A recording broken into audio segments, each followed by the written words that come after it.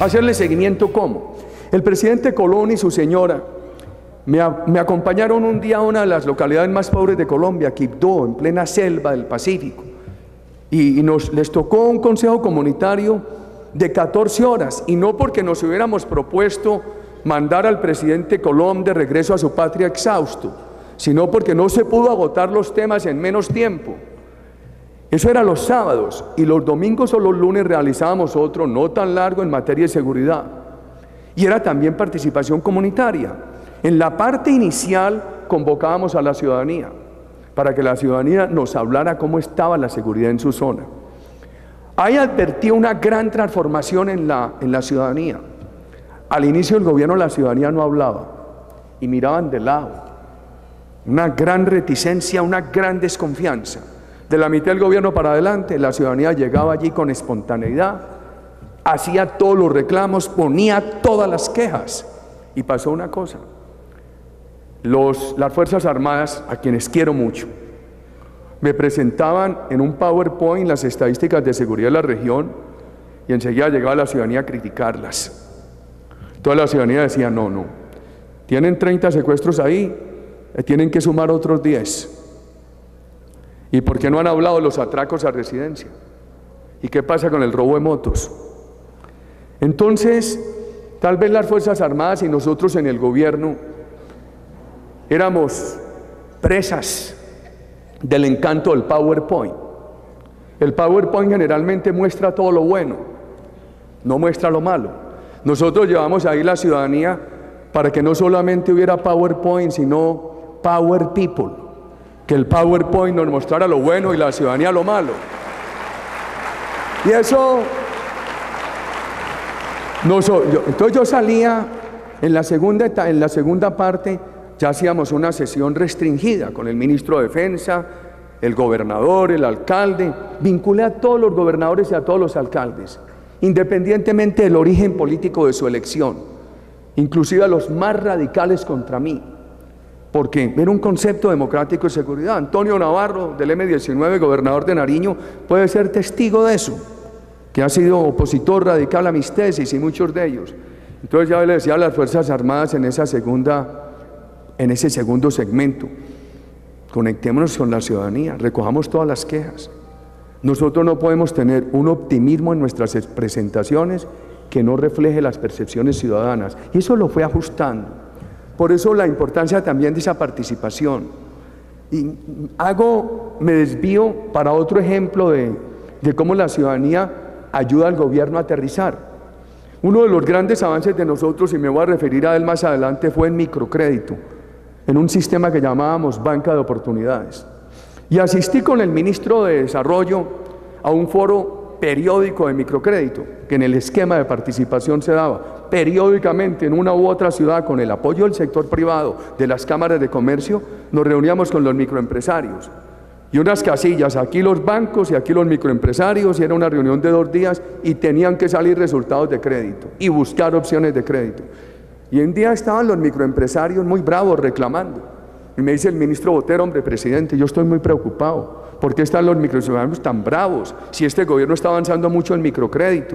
Yo le mostré ayer en el PowerPoint en la presidencia todos los créditos que hemos entregado. Ministro, los del PowerPoint se quedaron en la casa. Esos están tranquilos o están en la microempresa. Aquí vinieron los que no están en el PowerPoint, porque son los que todavía no han obtenido el crédito.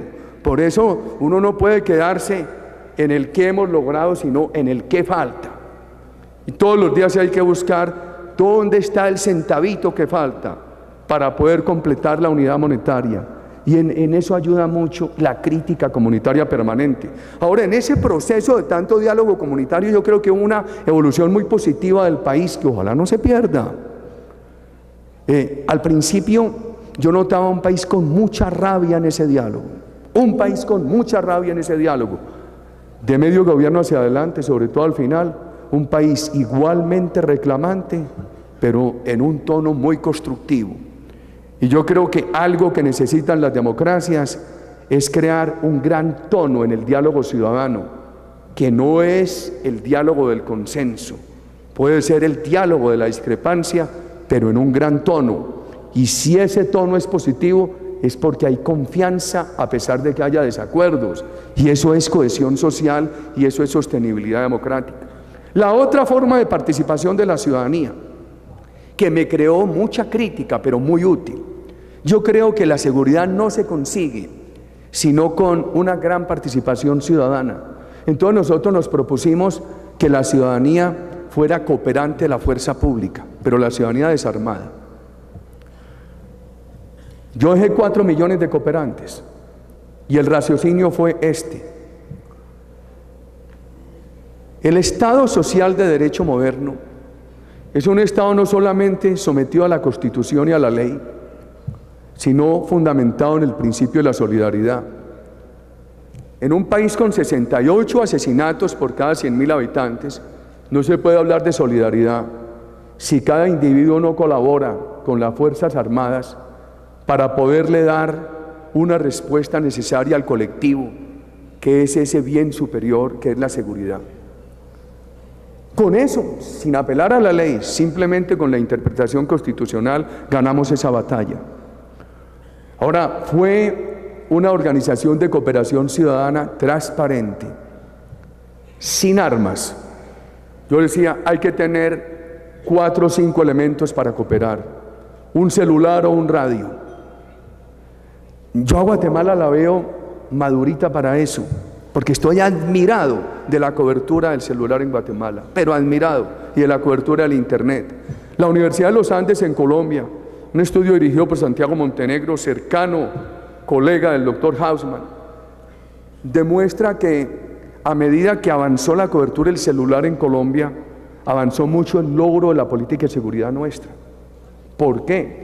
Porque creamos ese sistema de cooperantes no armados. Decía, lo que tiene el arma es tener un celular, disponibilidad, compromiso. Y por el otro lado, las Fuerzas Armadas, ustedes tienen que contestar toda llamada. Ustedes tienen que contestar a cualquier hora. La ciudadanía tiene que encontrar en ustedes una respuesta solícita. Ustedes no pueden contestar bostezando, dormidos. Ustedes tienen que mostrar gran energía.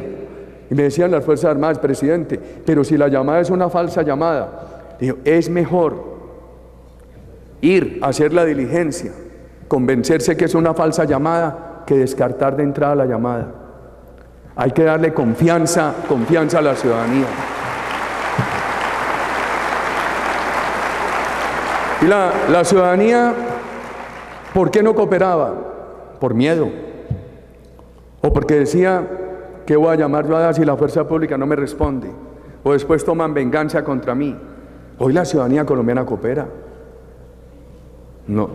Esto, mi Dios nos ha ayudado y ahora le ha ayudado al presidente Santos en unas operaciones, pero eso ha tenido toda información ciudadana. La única manera de romper las grandes redes de criminalidad es con una muy eficaz cooperación ciudadana. Pero además, cuando las Fuerzas Armadas y la justicia sienten que la ciudadanía coopera, también sienten en eso que la ciudadanía vigila. La cercanía de la ciudadanía con las instituciones armadas es una cercanía que le hace pensar a las instituciones armadas que tienen la ciudadanía su vigilante, su auditor. Eso vuelve a las Fuerzas Armadas más eficaces y más transparentes.